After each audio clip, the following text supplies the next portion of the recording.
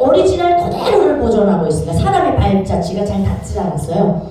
그래서 우리나라는 보면 아름다운 것은 이렇게 국민들에게 다 열어주잖아요. 그러니까 단점은 뭐냐면 많이 파괴시켜요.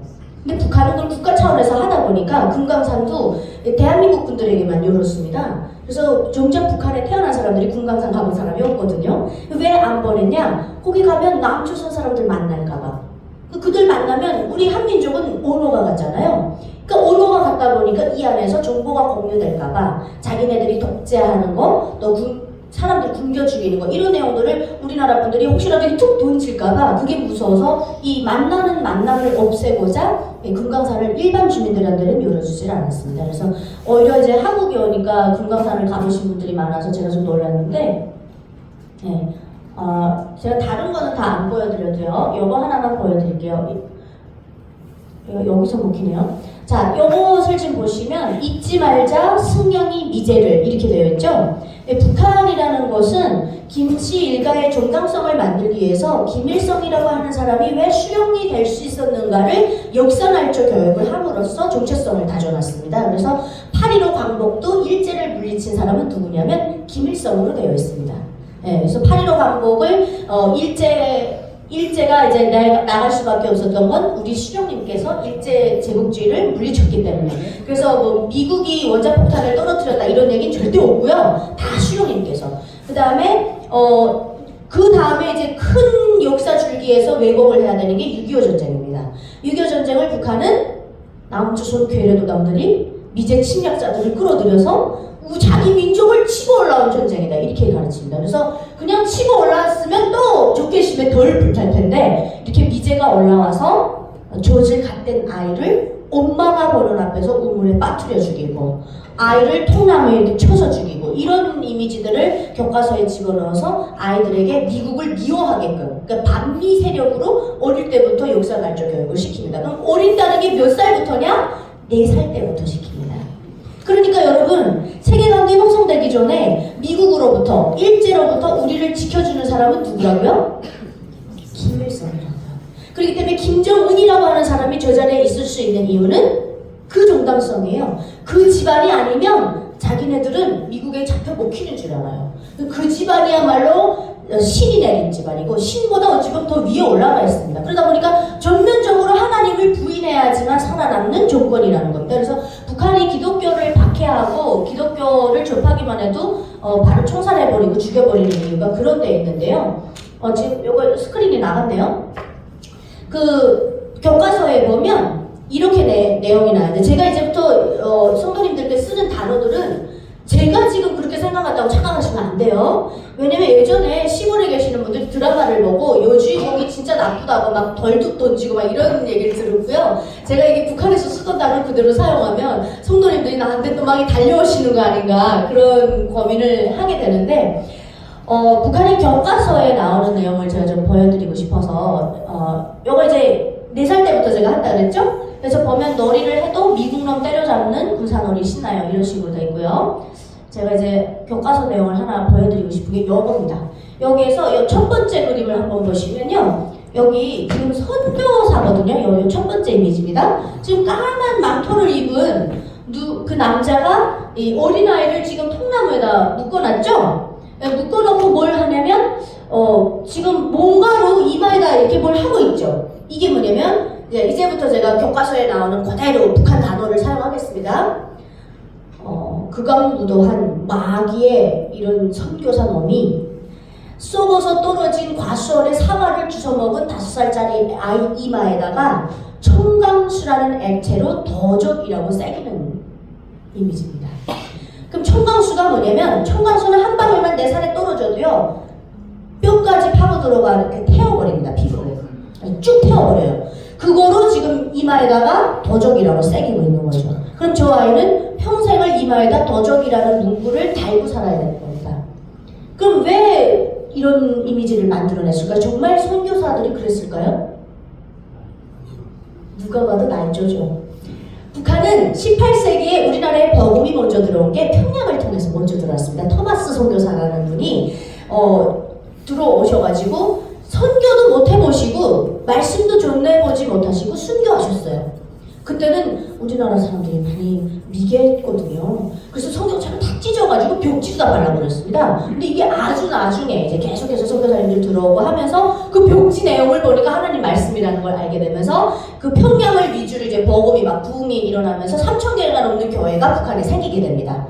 그래서 김일성 부모가 어머니는 권사님이었어요. 강반석이라고 이름이 그렇게 되어 있는데요. 원래 그럼 이름이 강반석이냐? 반석이라는 단어는 어디서 들어보셨나요, 여러분? 성경에 나오죠. 반석같이 가지고 하나님 앞에.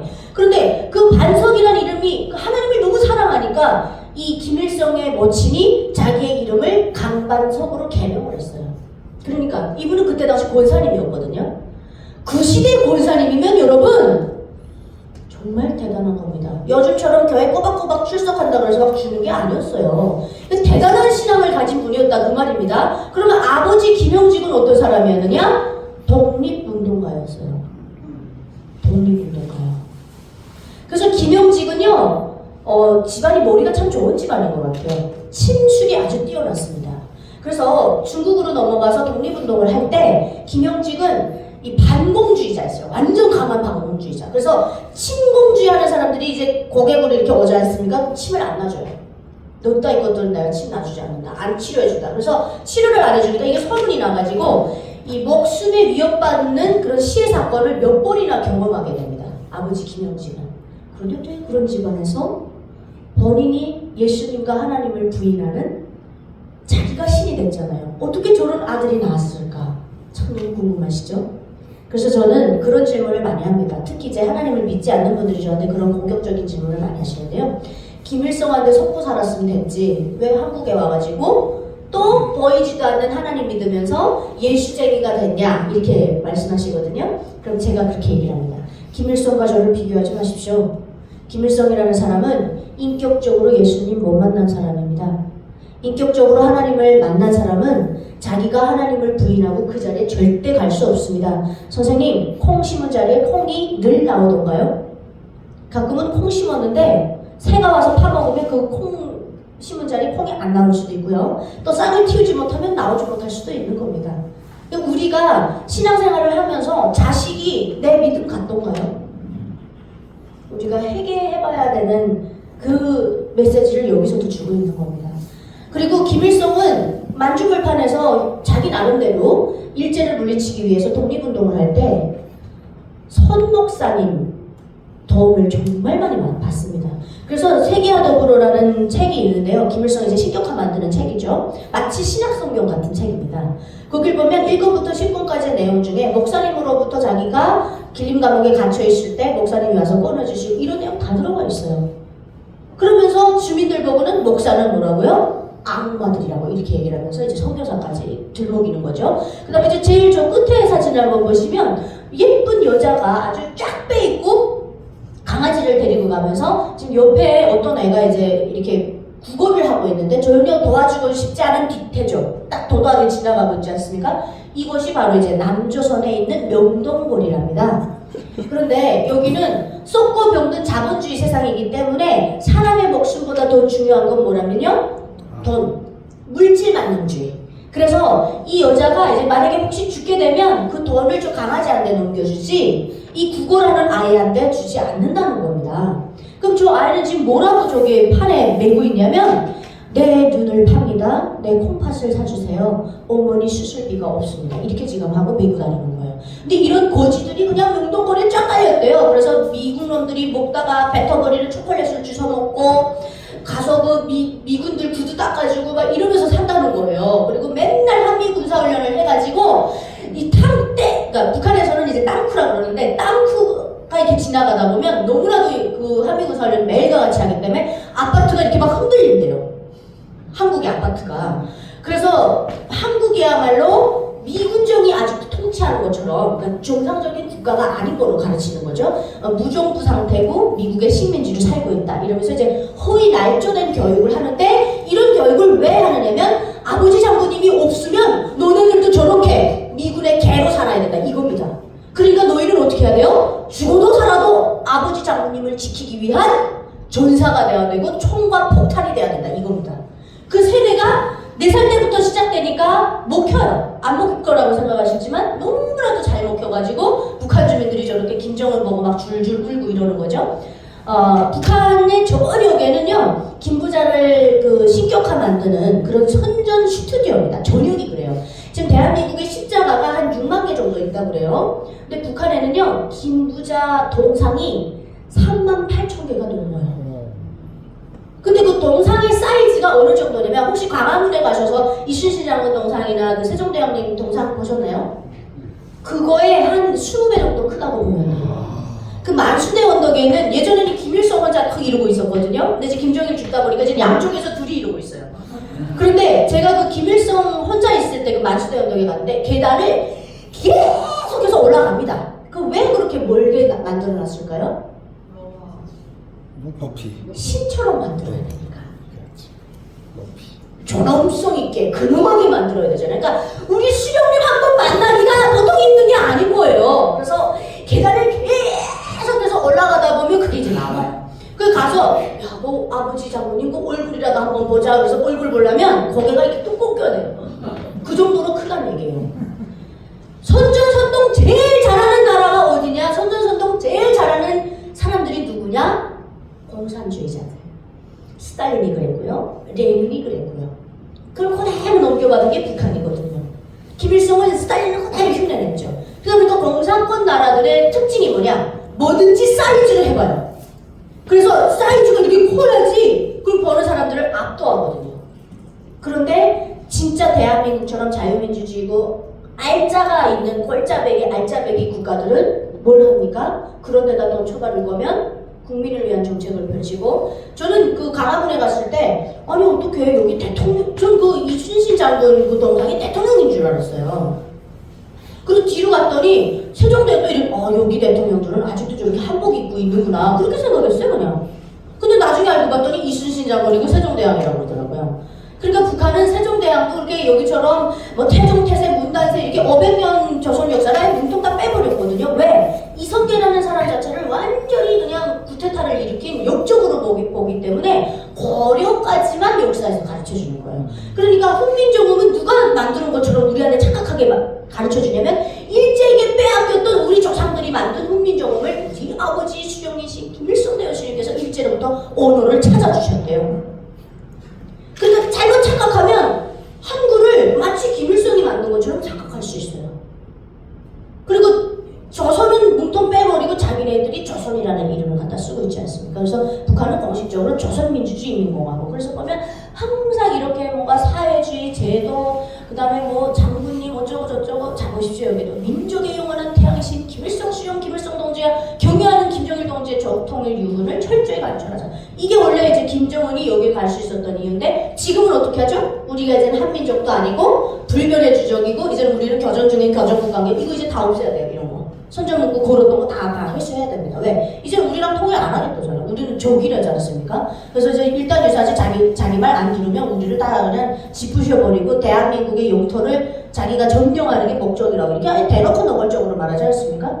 자, 아까 동상이 38,000개. 그 다음에 아까 뭐 이런 문구들이 있어요. 이제 여기 시골에, 저는 이제 대한민국을 시골이랑 가다 보면 뭐 대한민국은 보니까 요 눈앞에까지도 아스팔트 도로가 다 깔려서 사실 도시하고 농촌 간의 그 갭이 많지 않아요. 그리고 이런데 이제 나올 때마다 늘 야 내가 한국에 있구나 하는 거 느낄 때가 언제냐면 여기에 구호가 없어요. 논밭에 구호가 있거든요. 뭐 위대한 장군님 뭐 무슨 뭐 김정은 원수님의 뭐 교실을 철저히 관철하자 이런 막 구호들이 있습니다. 근데 그런 게 없더라고요 한국은. 기껏 해봤자 뭐 불조심 이런 거밖에 없어요. 그래서 이런 걸 볼 때 야 내가 진짜 한국에 왔구나. 또 하나 이런 것들이 그냥 전역에 깔려있어요. 그러다 보니까 이런 거에 너무나도 익숙해져 있는 북한 주민들이고요. 자, 뭐 이런 거 셀 수도 없이 막 많죠. 그런데 북한의 아이들은 그러면 이런 교육을 다 받을 수 있느냐? 저 때는 그랬어요. 4살 때부터 유치원도 다니고 타가서도 다니고 했는데 지금 북한이 코로나 겪고 나서 다시 아사자들이 속출하고 있습니다. 이 무역이 다 끊겨가지고 그렇게 됐거든요. 근데 이제 요거 같은 경우는 우리나라 대한민국에서 올라가서 촬영한다고 하니까 옷도 입혀놓고 이불도 씌워놨는데 사실은 그 고아원의 이미지가 그쪽에서 한번 넘겨줄래요? 제가 이렇게 하면 넘겨주세요. 애들이 너무 말라가지고 실제로 가면 눈이 딱 감겨요. 옷도 없어가지고 입고 있는 게 단벌 신사고. 제가 이 이미지를 성도님들께 보여드릴 때 항상 이런 얘기를 합니다. 특히 이제 청년부에 가서 얘기를 할 때 그런 얘기를 하는데, 너희들이 네가 가진 그 눈동자를 그렇게 빨리빨리 돌릴 수 있는 게 그 당연한 게 아니야. 사람이 한 보름만 굶잖아요, 여러분. 눈동자 안 돌아가. 정확하게 뭘 딱 봐 했을 때 그 초점이 안 맞습니다. 저길 봐야 되는데 눈이 한참 걸려서 거길 가요. 가는데도 그걸 똑바로 못 봅니다. 여기 전기가 없어요. 제가 이 말을 드리는 이유는 사람이 직립보행하고 내가 가진 모든 그 센서, 내가 가지고 있는 모든 몸의 그 센서들을 내 마음대로 자유자재로 작동시킬 수 있는 건 그건 하나님의 축복입니다. 대한민국이 지금은 그런 사람 없죠? 우리나라에 영양실조 있나요? 우리나라는 음식물 쓰레기 버려지는 것만 갖다 먹어도 살아남습니다. 제가 그 인권 포럼에 한번 간 적이 있는데, 거기에 이제 대한민국 안에 인권 문제를 가지고 뭐 이런 NGO 단체를 운영하는 대표님이 와 있었는데 저한테 그러는 거예요. 젊은 친구들한테 대한민국에서 태어난 거 감사하라고 그러시던데, 그렇게 얘기를 해봤자 대한민국에서 힘든 아이들한테 위로가 안 된대요. 대한민국에도 굶어 죽는 사람이 있답니다. 그래서 제가 그 대표님한테 그랬어요. 대표님 주변에 혹시 몇 명이나 굶어 죽었습니까? 제가 뭐 그렇게 싸우자고 말하는 건 아니고 대한민국 안에도 굶어 죽는 사람이 있다고 말입니다. 그러는 거예요. 그래서 제가 그랬어요. 대표님 말씀 맞습니다. 대한민국 안에서도 굶어 죽는 사람이 있는데요. 대한민국에 어떤 사람이 굶어 죽느냐? 본인이 굶어 죽고자 마음먹은 사람이 굶어 죽습니다. 동의하십니까?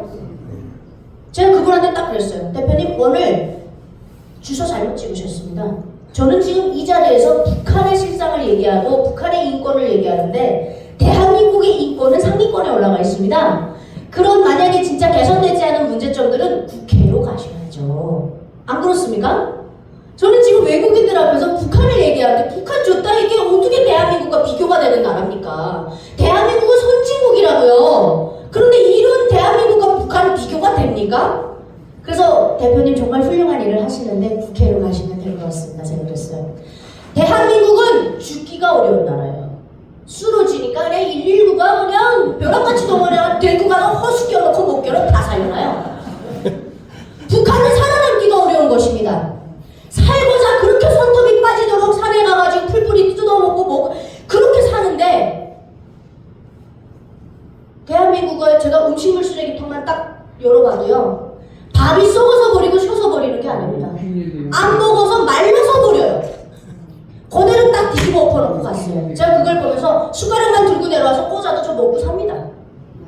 제가 그래서 이 음식물 쓰레기만 북한에 보내도 북한 주민들 절대 안 굶어 죽는다 이렇게 하니까 성도님들이 이상한 탁시더라고요.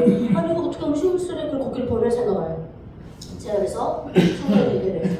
성도님들 그 반응이 너무나 당연합니다. 넘겨주세요. 제가 그러면서 이 이미지를 딱 보여드리죠. 이 아이가 주워먹는 저 쓰레기가 버려지는 음식물 쓰레기보다 깨끗하고 맛있을까요? 구더기라도 파먹어야 되는 저 아이들이, 변속관에 다니는 쥐라도 잡아먹어야 되는 저 아이들이 음식물 쓰레기 그거요? 걔네들한테는 최고의 특식입니다. 그래서 제가 그러는 겁니다. 음식물 많이 남기지 마십시오. 진짜 저는요, 그 버려져 나가는 음식물 볼 때마다 대한민국이 계속 천년만년 이렇게 잘 살 것 같습니까? 있을 때 절약하고 있을 때 아끼는 거지, 없을 땐 아끼고 싶어도 아낄 게 없습니다. 저는 그런 곳에서 살아봤어요. 여러분 수도 아끼십시오. 전기 아끼셔야 됩니다. 저 대한민국에 오니까 24시간 이렇게 전기 틀어놓으면 북한같이 이렇게 24시간 전기 들어오지도 않지만 들어오는 거 이렇게 켜놓으면 감옥 끌려가야 돼요. 국가 전기를 도둑질했다고. 그 낮에 그냥 대한민국 어디 가나 전기 켜놓고 있지 않습니까? 이런 것은 북한에서 생각하면 이건 기적이에요, 기적. 여러분들은 지금 북한 사람들 기준에서 볼 때는 그런 세상이 있어? 하는 세상에 살고 계십니다. 제가 오늘도 차 운전해가지고 3시간 가까이 여길 내려왔지만 졸음쉼터 들어가 보십시오, 여러분. 수도꼭지 뭐가지 왼쪽으로만 비틀어도 뜨거운 물 철철철철 쏟아져요. 오른쪽으로 딱 비틀면 찬물 막 쏟아지면 지능이 있으니까 중간에 딱 맞춰놔. 안성맞춤한 언더에 물이 쏟아져 나오는 거예요. 졸음쉼터도 그 정도입니다. 대한민국의 화장실 사실 문화는요 전 세계 통틀어 넘버1입니다. 제가 김정선 회장님 수행비서 하면서 중동 빼고 위험한 전쟁 국가들 빼고는 다 다녀봤거든요. 미국도 우리나라처럼 이렇게 휴게소가 잘 돼 있지 않아요. 대한민국 정말 멋진 성장을 이뤄낸 나라예요.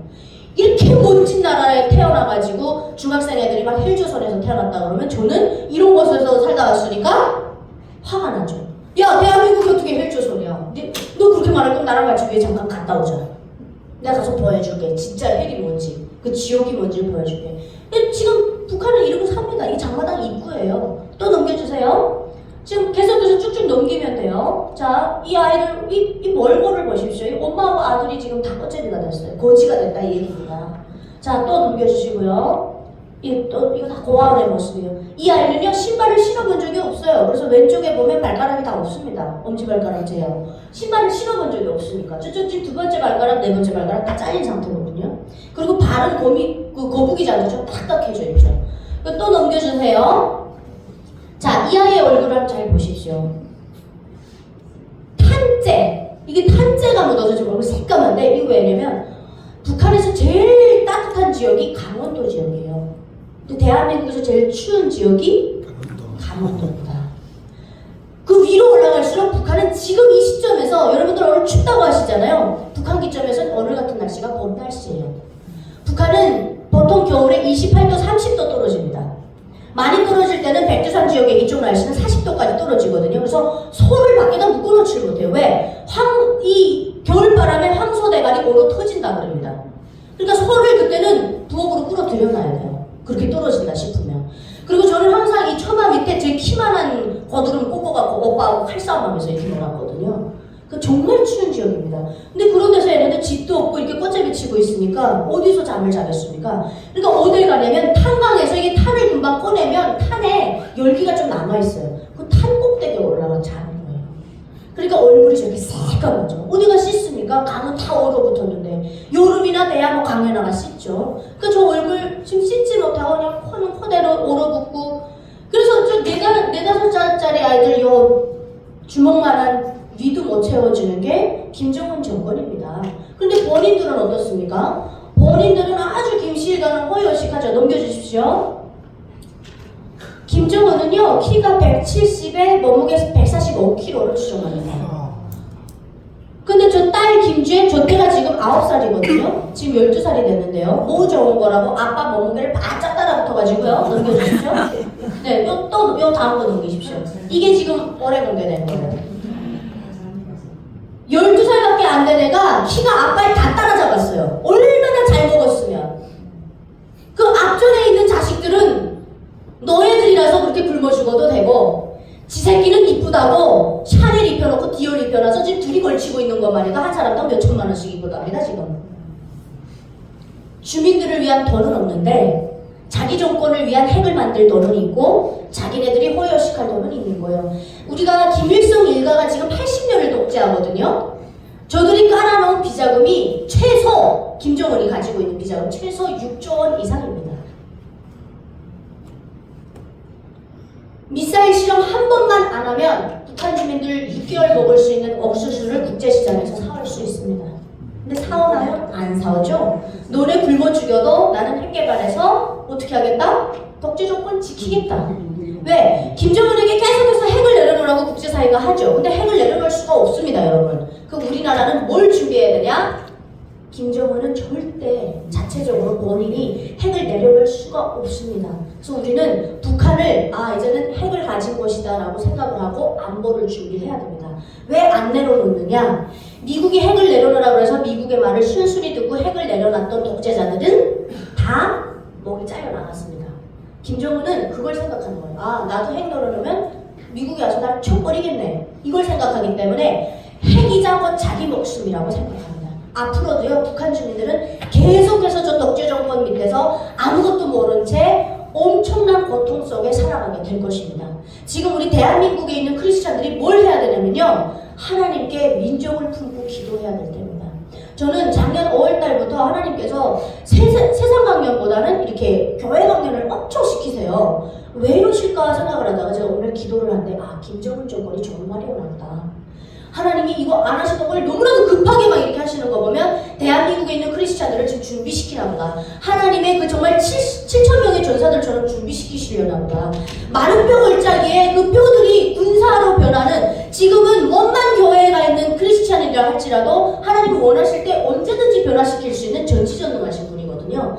그래서 오늘 여기 있으신 성도님들께 북한의 실상을 알려드리면 성도님들이 기도하시다가도 하나님 내가 봤던 그 꽃제비 오늘날도 살게 해주시고 뭐라도 주워먹고 꼭 귀한 생명 부지하게 해주시고 하나님 통일이라는 그날 하나님 믿고 하나님 나라 가게 해주세요. 이런 기도가 나오는 겁니다. 그래서 저는 사명감을 가지고 우리 민족을 품고 기도할 수 있는, 지금 뭐 북한 뭐 그따 있고 뭐 나랑 뭔 상관이 있어 그렇게 한다는데요. 젊은 세대들이 통일을 잊어가고 있다고 합니다. 그건 이제 우리 어른들 잘못도 있어요. 아이들에게 공부 잘해가지고 서울대 대학을 가라 그러지, 서울에 있는 대학 가는 게 효도하는 거다 그러지. 정작 통일전망대, 우리나라에 통일전망대 엄청 많습니다. 고성, 초론, 애기동, 저쪽 어두산 통일전망대, 거기만 가도 북한이 육안으로 확인이 되거든요. 그럼 그쪽을 딱 보여주면서 얘야 네가 공부를 왜 잘해야 되는 줄 아니? 너 세상에는 저 북한에 있는 동포들 2천만을 위해서, 형제자매를 위해서 네가 배운 걸 가지고 국제사회에 나가서든 어디 가서든 저것을 위한 비전을 품어야 돼.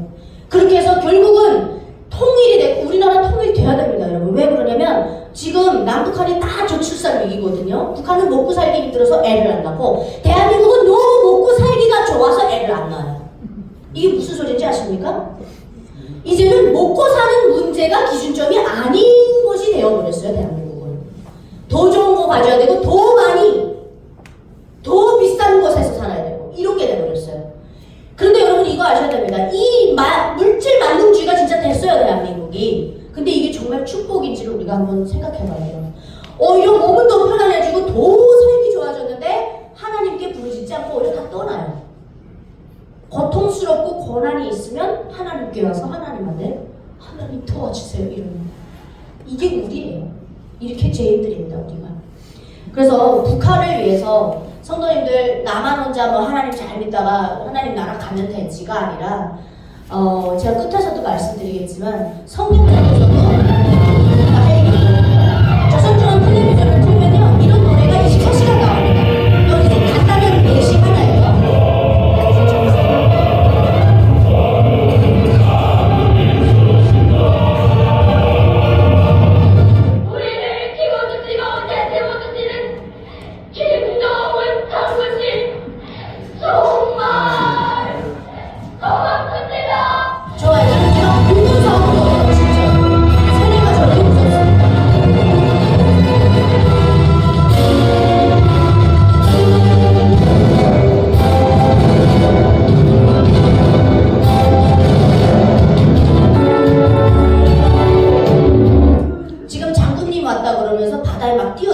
저 바다가 4월달에 와요.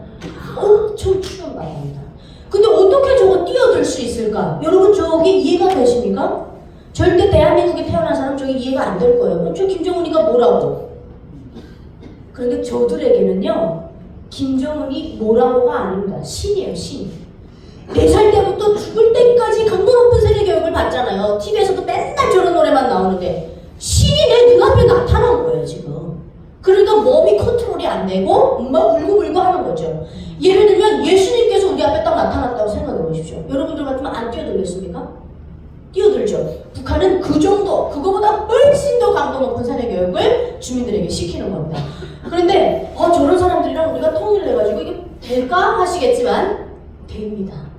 어느 방법으로만 되냐면요, 교육적으로, 문화적으로, 정치적으로는 절대 북한에 있는 주민들과 우리가 통합될 수가 없어요. 너무나 많이 달라져 있기 때문에.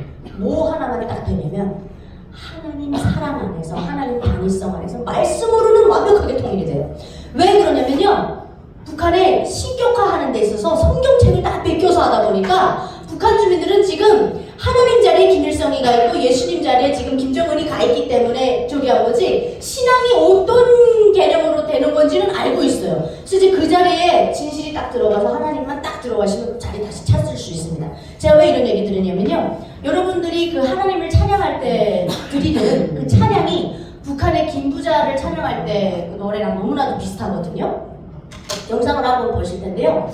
그 장군님 뭐 김일성 이런 자리에 하나님이 들어가면 완벽하게 찬양이 돼요. 그래서 멜로디도 어느 정도로 비슷하냐면요. 제가 한국에 왔는데 한국 교회 가서 지금 듣는 찬양인데도 분명히 제가 북한에 들어본 것 같은 거예요. 근데 들어본 게 아니라 너무 비슷하기 때문에. 그래서 북한은 그 김부자를 찬양하는 멜로디를 그렇게 교회에 우리가 부르는 찬송가, 찬양 멜로디를 굉장히 많이 복귀해요. 그래서 착각하게끔 만드는 거죠. 그래서 이제 그런 교육을 하도 많이 받다 보니까 여러분들 그냥 올라가시기만 하시면 생각보다 하나님 다니성 안에서 우리가 통합하기는 굉장히 쉬울 수 있습니다. 지금 앞에서 영상 플레이가 안 되나요? 네. 요거 다음에. 네, 요거를 틀어주시면 돼요. 자, 요거를 하나님 따르는 마음 이렇게 생각하고 보십시오. 장군님을 하나님으로 모시고 들으시면 됩니다.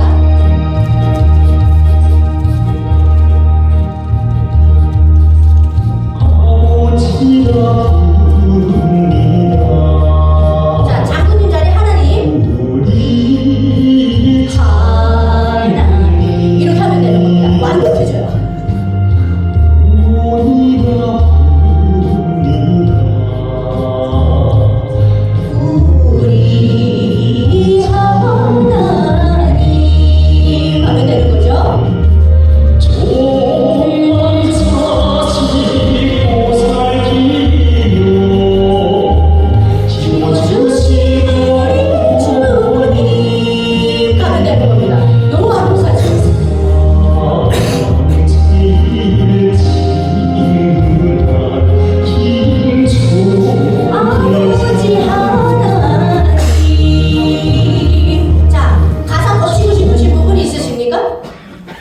아버지라 부릅니다. 어머니라 부릅니다. 천만자식 보살펴 주시고 그 누구냐 그분은 친구나 우리 아버지 하나님 딱 되잖아요.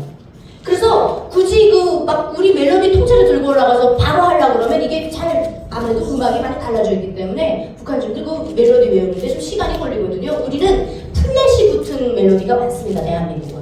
그래서 음악 수준이 북한보다 굉장히 수준이 높아요. 그렇지만 이 멜로디에다가 계산만 시켜서 부르게 하면 되는 거예요. 근데 지금 이미 다 돼 있잖아요. 이런 노래들이 북한 그냥 전체 거의 다 보면 그렇다고 보시면 돼요.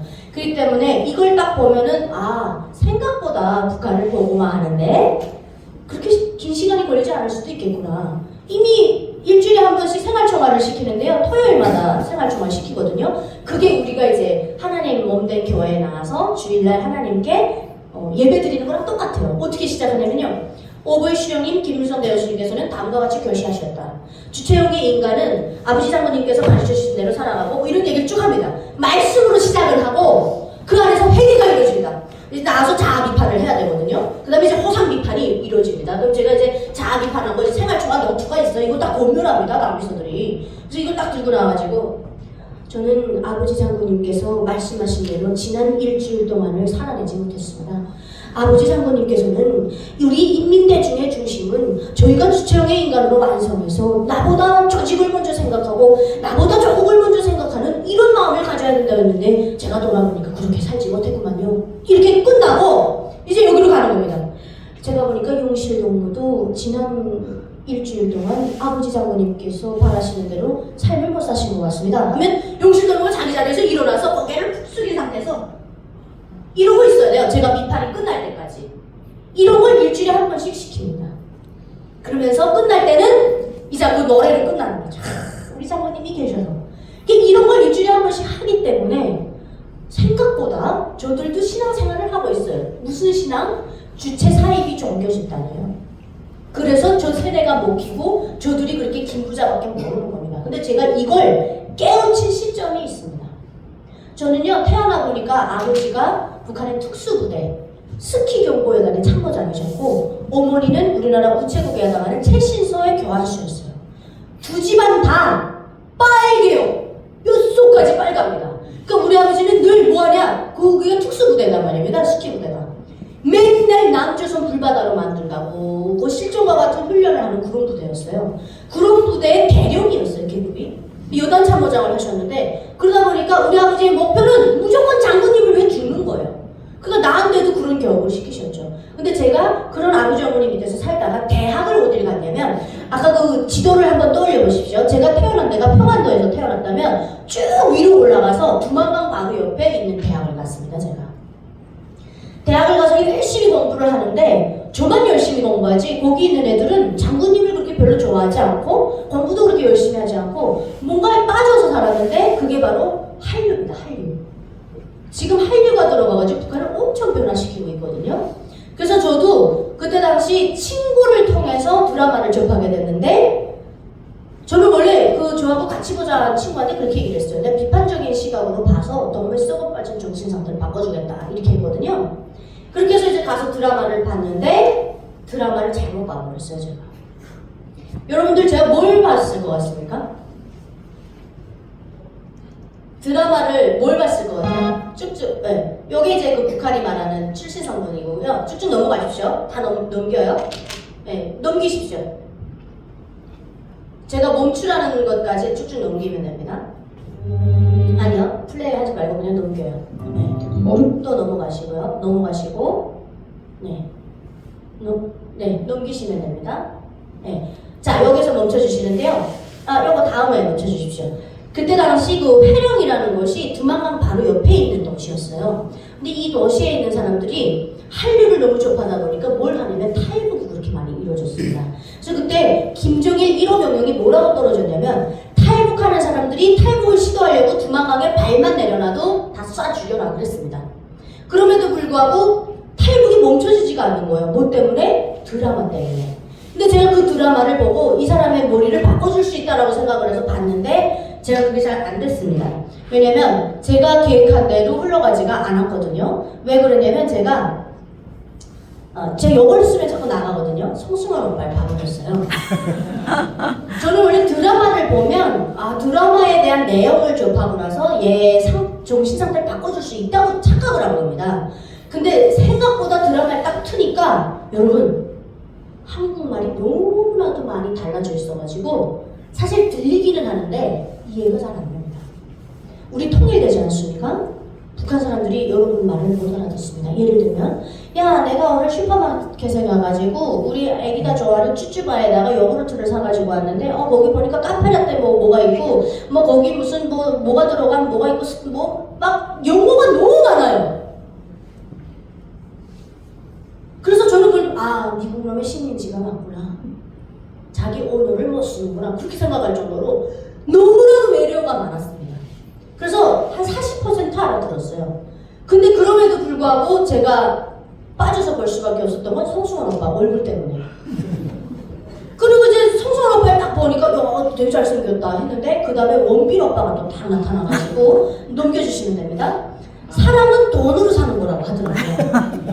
그게 너무 충격받아가지고 계속해서 보다 보니까 드라마가 저를 완전 개몽을 시켜서 제가 아버지 돈 1200불을 훔쳐가지고 탈북의 길에 나서게 되거든요.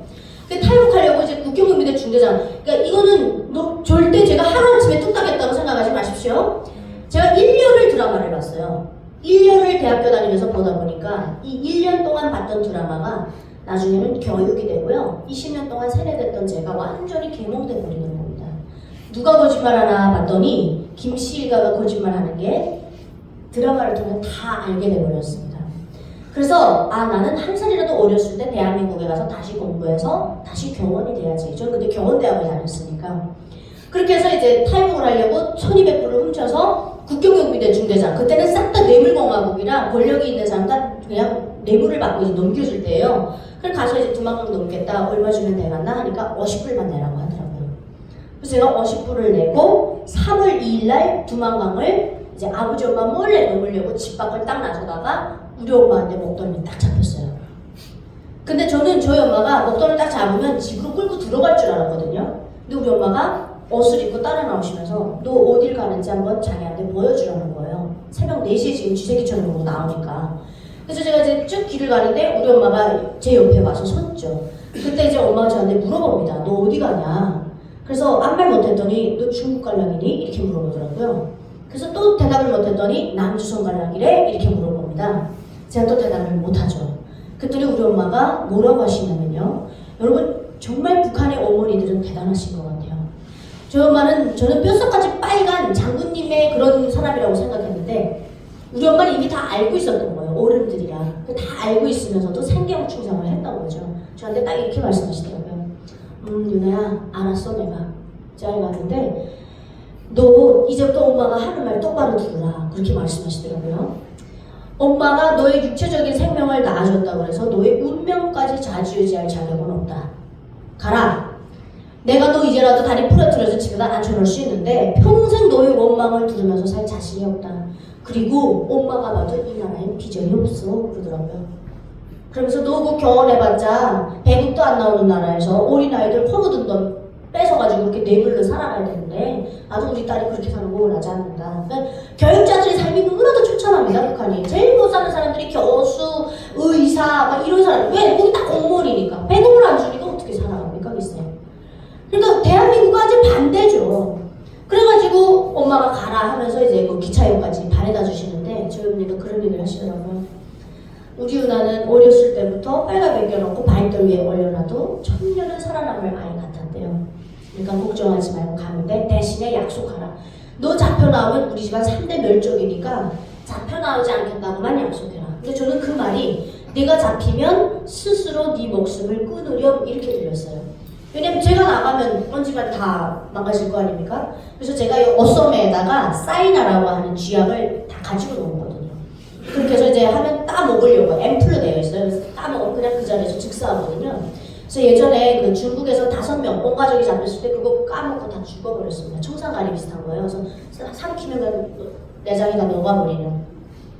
그렇게 해서 이제 저는 새벽에 기차를 타고 출발을 해서 국경경비대 중대장에게 50불을 주고 이러고 이제 넘게 됐는데 저는 그 기차에 올라갔을 때 우리 엄마 얼굴을 좀 확인하고 싶어서 이렇게 창문 유리를 닦고 이렇게 내다 보니까 우리 엄마가 없는 거예요. 벌써. 야, 우리 엄마 정말 독하다. 딸이 이제는 살아서 저 얼굴 한번 볼까 말까 아직 그런 확신도 없는데 벌써 가버렸네 라고 생각을 하고 기차에 앉아있는데 기차가 덜컹 출발해서 역에서 멀어지다 보니까 그 들어오던 개찰구 구석에 이제 쓰러져 앉아서 통곡하는 어머니 모습이 제 눈에 들어오더라고요. 근데 우리 엄마가 제가 기차 올라탈 때 뭐라고 하셨냐면 유나야 기차에 올라가면 뒤돌아보지 말고 가라 이 말씀을 하셨거든요. 그때서야 제가 우리 엄마가 왜 기차에 올라가면 뒤돌아보지 말라고 했는지가 이해가 되는 겁니다. 그거 보면 제가 떼내릴까봐. 그렇게 해서 뛰어내리면 저 다시 탈출 못하는 거거든요. 그래서 마지막에 엄마가 신이 있으면 우리 유나 지켜주시겠지 라고 하셨거든요. 그러니까 저는 그렇게 하고 정말 그때는 제가 무슨 생각에 그런 담대함을 가져서 탈북했는지 모르겠어요. 그렇게 해서 이제 중국을 넘어서 3주 만에 태국을 들어갔는데 태국에 들어갔을 때 저희는 교회 선교사님이 그 청강수를 더족이라고 새긴다고 했던 그 선교사 놈이 저희를 주신 거예요. 그렇게 해서 이제 교회를 데려갔는데 십자가가 또 꽂혀있는 거 보고 완전 깜짝 놀랐죠.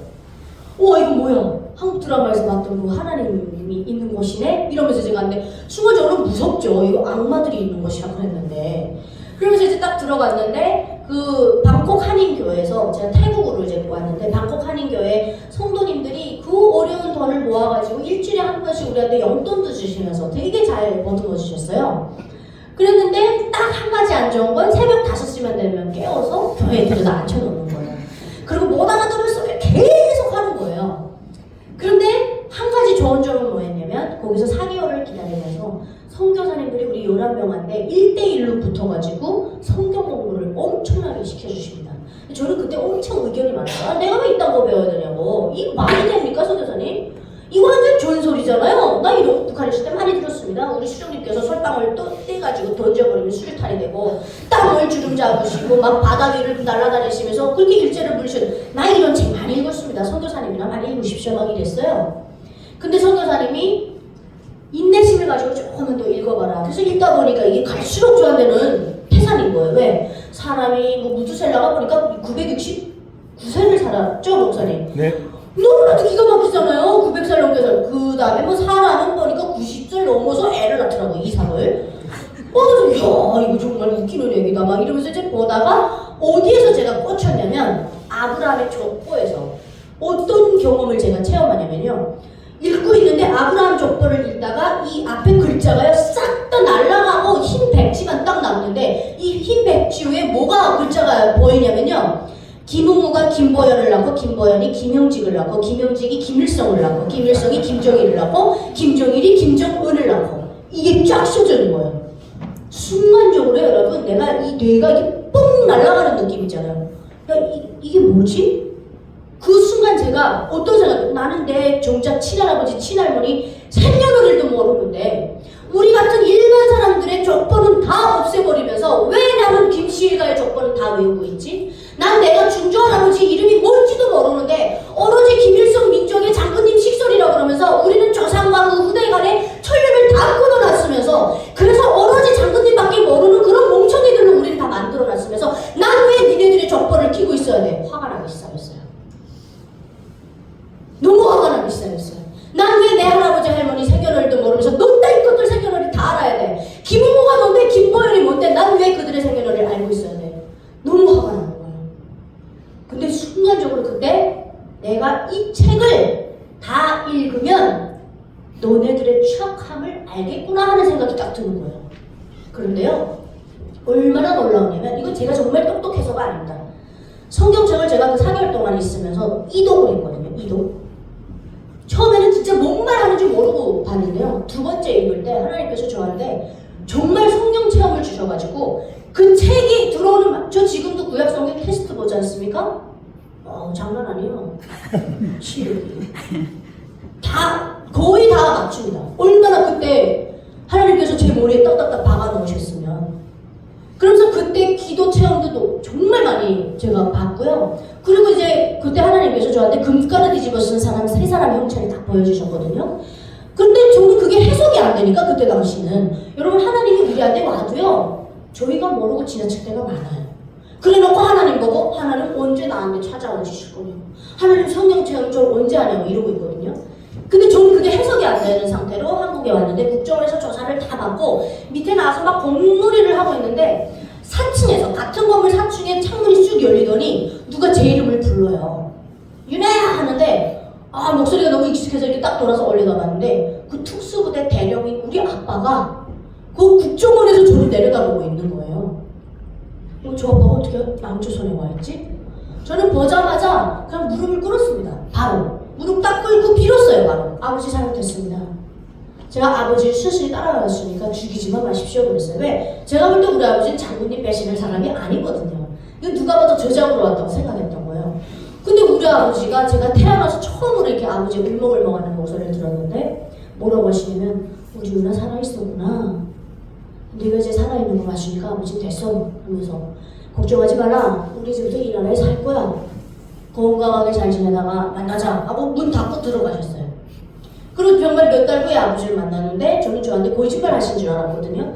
근데 진짜로 우리 아버지는 이 대한민국에 정말 큰 감동을 받으셔가지고 정말 조작으로 왔다가 이 대한민국에 눌러서 살기로 마음을 먹으신 거예요.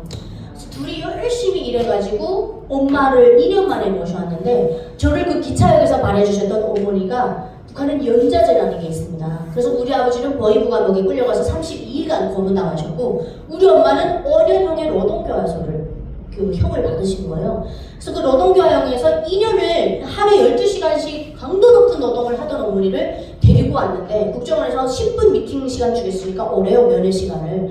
근데 딱 갔는데 제가 알던 저희 엄마가 아닌 거예요. 몸무게가 37kg 초반대로 들어오셨어요. 뼈밖에 없어요. 그러니까 당연히 전 제 엄마 얼굴이 아니죠. 근데 엄마가 저를 알아보고 저한테 이렇게 유나야 하면서 오시더라고요. 그때 제가 엄마 바지꾸러미를 붙잡고 10분 동안 울다만 나왔어요.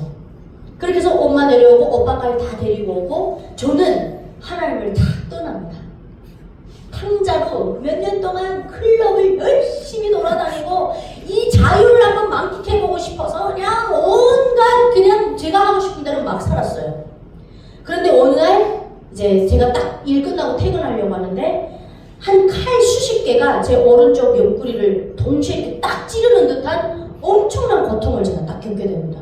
그리고 집에 퇴근을 부여잡고 갔는데 그날 저녁으로 응급실 실려가서 5시간의 대수술을 받게 됩니다. 수술을 다 받고 일주일 동안 가스가 안 나와서 밥도 못 먹고 있는데 회진을 돌던 담당 의사가 뭐라고 하는 줄 압니까? MRI 찍으러 내려가세요. 그래서 왜 그러냐 하니까 그냥 내려가세요. 가서 MRI 찍었습니다. 일주일 후에 다시 수술한답니다. 그래서 그건 무슨 수술입니까? 뭐 수술 잘못됐습니까? 하니까 그게 아니라 이 첫 번째 수술을 하면서 뭐가 발견됐답니다. 이 수술을 해야 된대요. 두 번째 수술 들어갈 때는요, 제가 하나님한테 막 반항했어요. 니다 있고 또 하나님이야? 내가 대한민국에 와서 좀 놀아보겠다는데 풀럽다는 게 내가 이렇게 고통받을 일이야? 뭐 이러면서 나 이제 다시는 당신 안 믿어. 뭐 이러면서 이제 반항하면서 두 번째 수술 들어갔어요. 수술실에 딱 들어갔는데 그 수술하시는 담당 의사 선생님이 딱 들어오시더니 뭐라고 하시냐면요, 전 지금 반항을 했잖아요. 유나 씨는 하나님께서 굉장히 사랑하시나 봐요. 이렇게 얘기를 하는 거예요. 저는 속으로 북한말로 불쾌수작 치고 있어 이랬어요. 근데 뭐라고 하냐면 그 첫 번째 수술을 하지 않았으면 두 번째 수술을 발견 못했다는 거예요. 근데 두 번째 수술은 제가 젊기 때문에 1년 안에 간답니다. 빠르게 세포 분열이 되고 몸으로 쭉 퍼져나가면 죽을 수 있는 병이었어요. 그때 제가 눈물이 쫙 흐르더라고요. 아, 하나님 나 살리시려고 그랬구나. 교회는 안 가도 마음속에 하나님은 있었어요. 근데 처음에 교회 안 나갈 때 막 미안했거든요. 막 심장이 쪼그라드는 것 같고. 근데 이게 한 달 되고 두 달 되고 하니까 괜찮더라고요. 우리 믿음이 그렇더라고요. 그래서 제가 그때 아, 이거 우연한 일이 아니다. 수술 끝나고 2주 만에 제가 출석하던 교회가 그때 분당에 있는 지구촌 교회였습니다. 지구촌 교회 가서 뒤에 딱 앉았는데 하나님 이렇게 무서워서 겨우 기어 들어가는 소리를 찾았어요. 근데 하나님께서 딱 뭐라고 하시냐면 저한테 하나님은 이제 평안도 사투리 하시거든요. 그래서 유나 완 그러시더라고요. 클럽이랑 잘 다녀서 잘 놀더라 너 보니까 그러시면서. 근데 딱 무슨 마음을 주시냐면 유나야, 내가 그 방콕 교회에 있을 때 금가루 뒤집어 썼던 세 사람 생각나니? 난 너랑 한 약속 다 지켰다. 이렇게 마음을 주셨는데 그게 딱 해석이 되는 거예요. 아, 이게 우리 엄마, 아빠, 오빠였구나. 왜? 그 세 사람은 싹 다 비행기 타고 직행으로 다 왔어요. 저만 삼국으로 돌았지. 그러니까 금가루를 뒤집어 씌워놓은 거죠. 그래서 제가 그때서야 아, 이게 우연하게 내가 북한에 태어난 게 아니고 이 온 가족이 다 대한민국의 온 탈북민은요 0.3% 정도밖에 안 됩니다. 대부분 다 가족이 헤어져 있다 보니까 10 이상 가족이 되어버렸어요. 우리 탈북민들이. 근데 저만 온 가족이 다 온 거죠. 그때 저는 그냥 완전히 그 뒤에 앉았던 자리에서 무릎을 꿇고 하나님께 통곡을 하게 됩니다. 그때 제가 하나님께 그렇게 말씀드렸어요. 하나님, 저는 하나님 떠나서 살 수 없는 사람이군요. 하나님, 저한테 사명이 있군요. 그랬더니 하나님께서 저에게 너는 모세다. 네가 북한에 있는 2천만의 그 네 민족을 위해서 여기서 제2의 제3의 모세들을 만들어야 된다. 너는 이제부터 내 안에서 내가 주는 그 사명을 다 감당해라라는 마음을 딱 주시는 거예요. 제가 그래서 그때 한동안 저는 그때 당시 완전히 그냥 하나님께 제대로 굴복을 해가지고요. 한동안 정신을 못 차렸어요. 그리고 펑펑 울고 나서 제가 막 하나님께 그랬죠. 하나님, 이제 목숨도 다 가져가셔도 됩니다. 그 고백이 나오더라고요. 저 어차피 하나님 떠나면 하나님 또 저를 목숨으로든 몸으로든 고통 주실 거 아닙니까? 저는 그때는 하나님께 반항했지만 그 고통이 너무 감사한 거예요. 제가 아까 그랬죠. 대한민국에 왜 크리스찬들이 점점 줄어드는 줄 아느냐. 너무 잘 먹고 잘 살아서 그래요. 인생이 너무 순탄하니까 하나님 찾을 기회가 없어요. 여러분, 그거 절대 축복 아닙니다. 인생은요, 굴곡이 있고 고통이 있고 고난이 있어야 됩니다. 그러면 하나님을 찾아요. 우리 인간이 그렇습니다. 정말 죄인들이거든요. 자기 필요할 때만 하나님을 찾아요. 그래서 우리가 흔히 이 사는 100년도 못 사는 이 삶, 광야의 삶이라고 그러지 않습니까? 그래서 우리가 하나님께로 가기 위해서 연단하는 삶을 사는 거죠. 그러면 이 양에 연단하는 삶을 살면 우리 하나님께서 더 이뻐하시는 삶을 살아야 되지 않겠습니까? 제가 여기 앉아 계시는 성도님들, 오늘 다 하나님께서 이 자리에 앉혀주신 것은 내가 모세가 되어라 하고 앉혀주신 줄로 믿습니다. 절대 우연히 이 자리에 앉아 계시지 않습니다. 하나님께서 선택하셔서 여러분과 저와의 만남을 하나님께서 주관하셨습니다. 귀한 초대장을 받고 이 자리에 계십니다. 우리 성도님들은. 북한에 정말 지금도 지하교회 성도님들이 14만 명이나 있습니다. 하지만 그들은 여러분들처럼 자유롭게 하나님을 찾을 수가 없습니다. 왜? 하나님만 입에 담아도 무자비하게 죽여버리니까. 여러분, 이 여러분과의 제 만남을 통해서 여러분들이 모세가 되시고 에스더가 되어 주십시오. 모세가요, 홍해 기적을 딱 경험시키고 하나님 말씀 받겠다고 자리를 딱 비운 동안 그 200만이 넘는 이스라엘 백성들이 니덕에 그 홍해를 걷는지를 모르고 금송아지를 만들어서 거기서 또 막 우상화를 합니다. 딱 북한 같아요. 그래서 하나님께서 너무 분노하셔서 모세에게 딱 그러시죠. 다 죽여버리겠다. 그때 모세가 어떻게 해야 될 줄 아십니까? 무릎을 꿇고 눈물로 하나님께 기도를 했어요. 하나님, 하나님의 생명의 책에서 내 이름 석자 사라져도 좋으니 내 민족 살려주십시오. 그래서 하나님께서 율법이니까, 하나님 법을 어겼으니까 장장을 치신 거예요. 그리고 민족을 살려주시죠.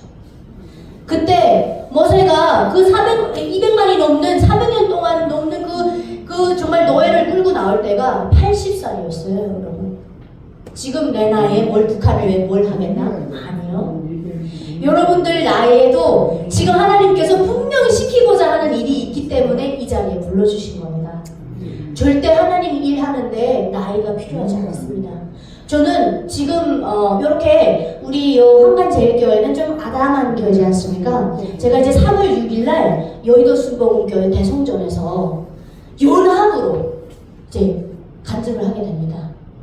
저는 그런 우연한 기회가 절대 우연하다고 생각 안 합니다. 하나님께서 저를 선택하셔서 북한에서 끌어내실 때부터 유나노는 내 일을 하기 위해서 에스더와 같이 저를 끌어내신 거예요. 에스더도 금식기도를 하면서 민족을 위한 일을 결국은 해내지 않습니까? 그래서 우리 성도님들께 제가 마지막으로 영상 하나를 좀 보여드리고 싶은데요. 제일 마지막 슬라이드 영상을 좀 틀어주십시오. 실제로 북한에 있었던 일을 보여드리는 이거 아닙니다. 제일 끝에 슬라이드 가셔야 됩니다. 요거 앞에 거 맞아요. 네, 요거를 플레이해 주시면 되는데요. 아내가 먼저 지하교회 성도님이 되셨고 이게 발각이 돼서 아내가 순교를 했어요. 근데 남편은 살겠다고 아내를 방치하고 탈북을 하다가 성공을 했어요. 근데 너무 죄책감에 시달리니까 다시 돌아가서 그 아내가 전도했던 고향 사람들, 마을 사람들을 데리고 재탈북을 하다가 다 잡힌 겁니다. 그래서 그때 시점으로 이해하시고 보시면 됩니다. 네, 북한의 지하교회 성도들을 서재를 만드는 겁니다. 제432조항에 의하여 피고 주체로는 위대한 혁명의 주체사상과 당적 결속력을 교란시켰으며 혁명의 배신자로서 온만을 종교 나학행위로 물들게 하였고 국가적 위상을 절약시키는 도강행위를 서슴지 않고 강행하였다. 그러므로 피고 주체를 사형에 언도한다.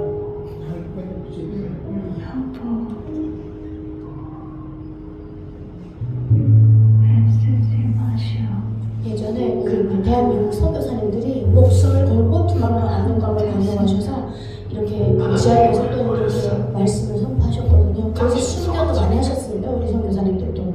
안 믿는다고 한마디만 하면 살 수 있습니다. 어찌 그랬어? 나는 아직도 당신이 길이가 아니고 그래서 내 그때는 당신이 너무 고통스러워하니까 내 손으로 당신을 보내는 것밖에 할 수 있는 게 아무것도 없었어. 여러분, 당신 말이 옳다. 애쓴다고 되는 게 아닌데.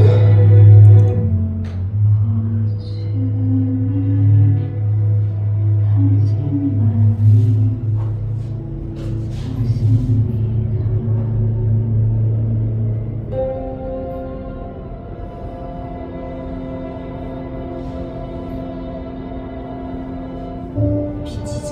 우리 하나님의 빛으로 응답을 해주시게 됐습니다. 실제로 있었던 일을 바탕으로 만들어지는 거예요.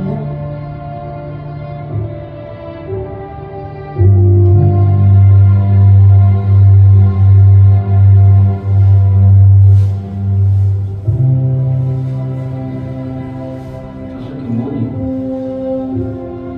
뭔 게야? 판결된 주체를 즉시 입증하시오. 전술로 맞춰라.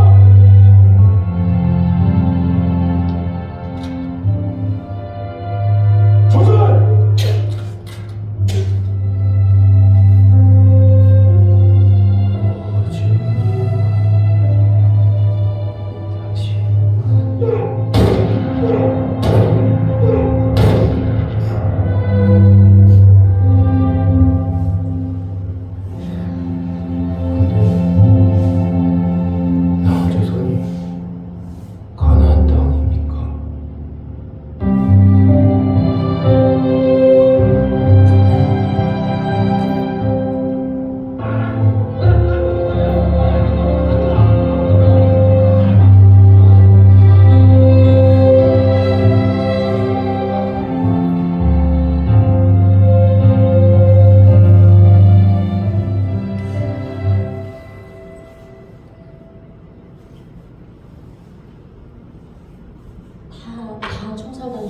그리고 이제 아이만 살아남았거든요.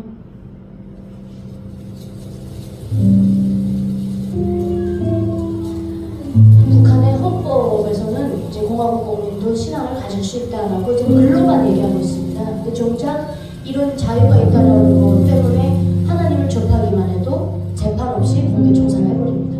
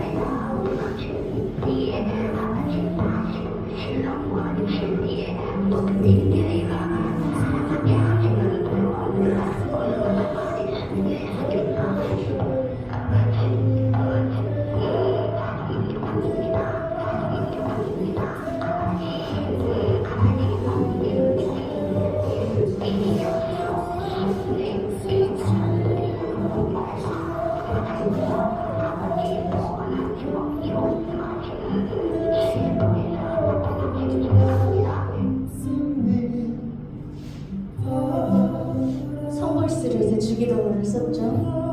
어떤 성도님인 건지 모르겠지만 저걸 이제 가슴에 품고 있었다는 이유만으로도 아마 순교하시는 분일 것입니다. 그래서 우리가 그 지하교회 성도님들에 대해서 아실 기회가 많이 없으셨을 겁니다.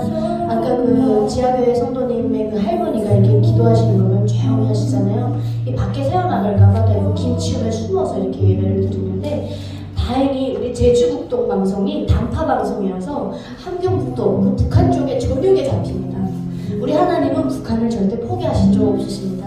그래서 그 함경도 쪽에 있어도 그 단파 방송이 잡히다 보니까 저렇게 할머니가 하나님과 언제 딱 할 수 있냐면 새벽 시간에 보냅니다. 그래서 새벽에 몰래 그 배터리 필요하지 않은 라디오를 예전에 그 선교사님들이 북한에 들어갔을 때 배낭에 지고 가셔서 우리 지하교회 성도님들한테 이렇게 나눠주시고 나오시고 그러다가 공안에 잡혀서 정말 인적이 없는 산에 끌려가서서 생매장 당해서 이렇게 순교하신 선교사님들도 있습니다. 우리 대한민국 국적의 선교사님들이고요.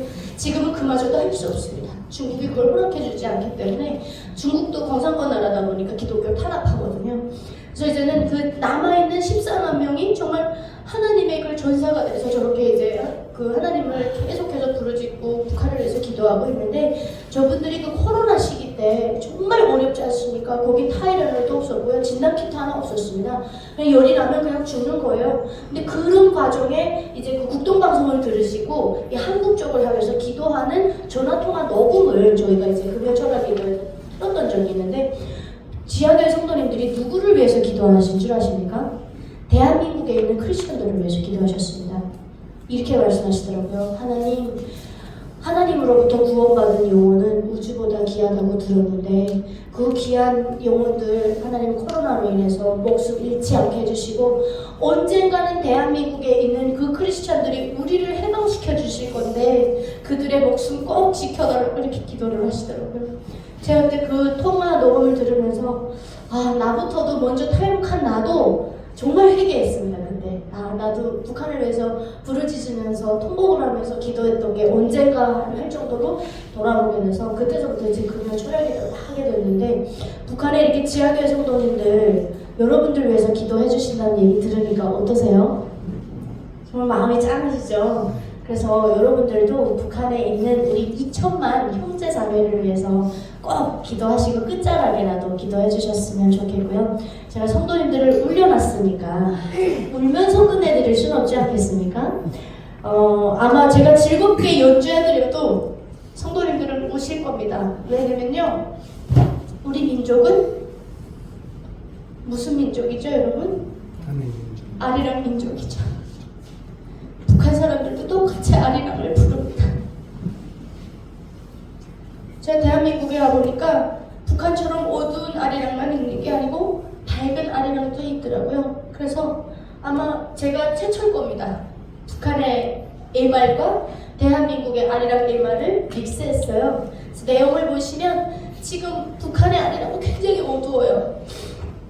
어둠에 있는 우리 형제 자매지만 언젠가는 하나님께서 그곳에 빛을 주시고 하나님이 허락하시는 때 통일이 주시면 우리가 부르는 신나는 아리랑을 부르면서 우리가 휴전선을 무너뜨리고 그곳에서 만나는 그런 날이 오지 않을까 하는 그런 기쁜 마음에 편곡을 한 거지만 지금 제가 이렇게 울려놓고 참 연주를 하려니까 그런데요. 그래도 여러분 기쁨의 눈물 또 이제라도 알게 돼서 우리 형제자매들을 위해서 기도할 수 있어서 행복하다 하는 눈물로 봐주시면 될 것 같습니다. 자, 아리랑이라는 노래를 마지막으로 연주를 해드릴 건데요. 제가 아까 말씀드린 거고 생각하시면서 들어주시면